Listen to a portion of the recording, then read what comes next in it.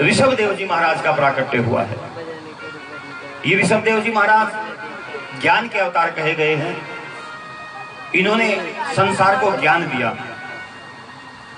और ऋषभ देव जी महाराज जैन धर्म के संस्थापक भी कहे गए हैं। ऋषभ देव जी महाराज का कहना है कि जीव जैसा आता है उसको वैसा ही रहना चाहिए। ऋषभ देव जी ने कभी वस्त्र धारण नहीं किए, कभी पात्रों का उपयोग नहीं किया। जैन धर्म की जिन्होंने नींव रखी वे ज्ञान के अवतार ऋषभ देव जी महाराज। उनके 100 बेटे हुए। सबसे बड़े बेटे का नाम भरत हुआ। 100 के 100 बेटों को ऋषभ देव जी बैठा करके ज्ञान दिया करते। लेकिन सारे बेटे एक जैसे नहीं होते। कोई विरला ही होता है जो माँ बाप के ज्ञान को ग्रहण करता है। बाकी 99 ध्यान नहीं देते थे। लेकिन भरत जी अपने पिता की हर बात को गौर से सुनते, बड़ा आनंद आता। ऋषभ देव जी ने बड़ा ज्ञान दिया है। ऋषभ देव जी राज्य करते करते थक गए। राज्य पाठ अपने बेटे भरत को दिया और वनों में जाकर के भगवान के तपस्या में लीन हो गए। सुखदेव जी कहते, राजन, ऋषभ देव के बाद भरत जी ने वहां का राज्य किया। एक दिन भरत जी राज्य करते करते सोचने लगे, इस राज्य में इतना आनंद नहीं है। अगर इस राज्य में इतना आनंद होता तो मेरे पिताजी कभी भी राज्य का त्याग नहीं करते। आनंद नहीं है, मजा नहीं है इसमें, मैं इसको छोड़ देना चाहता हूं। उसी समय भरत जी ने राज्य का त्याग कर दिया, छोड़ दिया। गंडकी नदी के किनारे जाकर के भरत जी ने एक झोपड़ी बनाई। वहां बैठकर के भगवान का भजन करने लगे। कहते हैं भरत जी महाराज 16 घंटे भगवान का भजन किया करते, तप किया करते। 16 घंटे नदी में कटी तक पानी में खड़े होते, भगवान सूर्य को जल अर्घ देते, फिर भगवान का मंत्र जाप करते। ये निरंतर कार्य 16 घंटे तक चलता। फिर अपनी झोपड़ी में आते। चुप करो बच्चों। 16 घंटे तप करने के बाद झोपड़ी में आते, फिर अपनी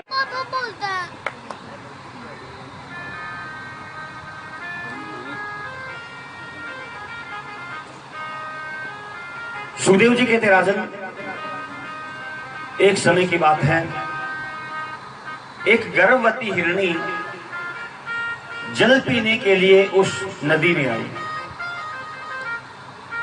उस समय भरत जी महाराज नदी के जल में खड़े हुए थे, भगवान सूर्य को अर्घ दे रहे थे, मंत्र जाप कर रहे थे। हिरनी जैसे ही गर्भवती हिरनी जल पीने के लिए आई, पीछे से एक शेर की धार सुनाई दी। वो हिरनी डर गई।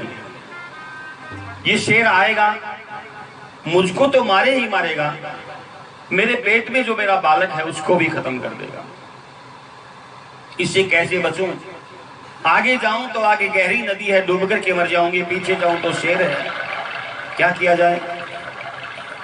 उस हिरनी ने हिम्मत करके सोचा, छलांग लगा के देखती हूं। मरना तो वैसे भी है, शेर मारेगा, लेकिन मैं शेर के हाथ नहीं आऊंगी।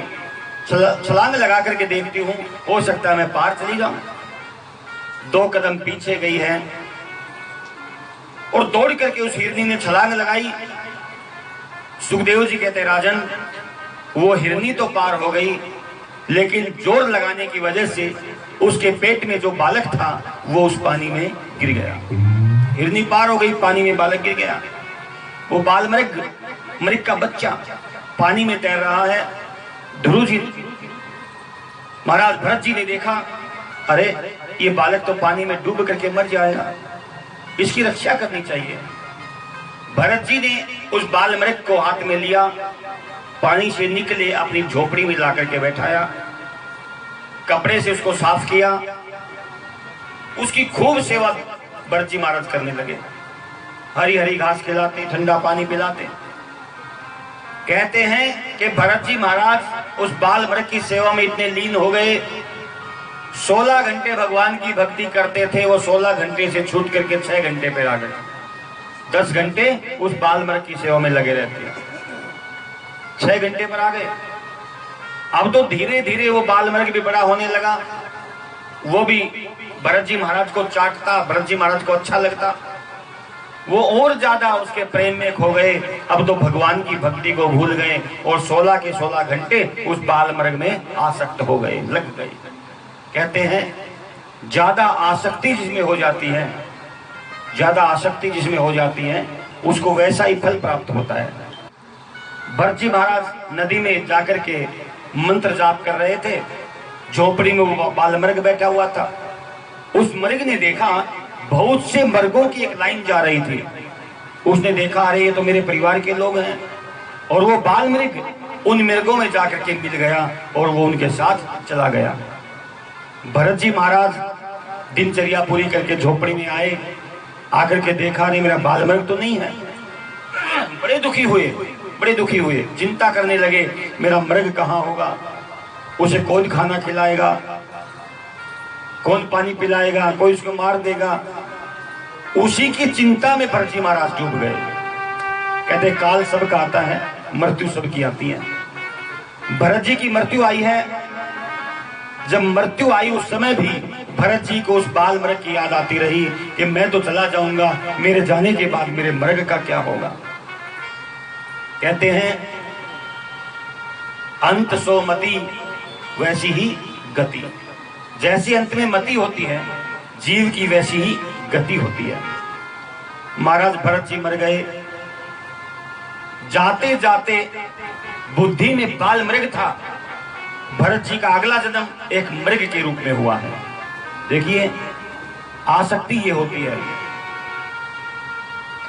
बुद्धि में जो आप रखोगे अंत समय में वही आपको प्राप्त होगा। इसलिए कहा जाता है हर समय भगवान का नाम जपो, हर समय भगवान को याद रखो, क्या पता कब मृत्यु आ जाए।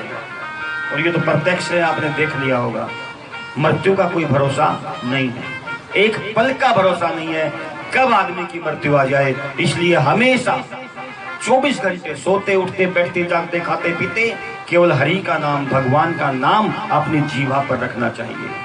और जिसका हरि का नाम मरते समय जिसकी जीवा पर होगा उसे सीधा बैकुंठ की प्राप्ति होगी, उसे और कहीं नहीं भटकना पड़ेगा।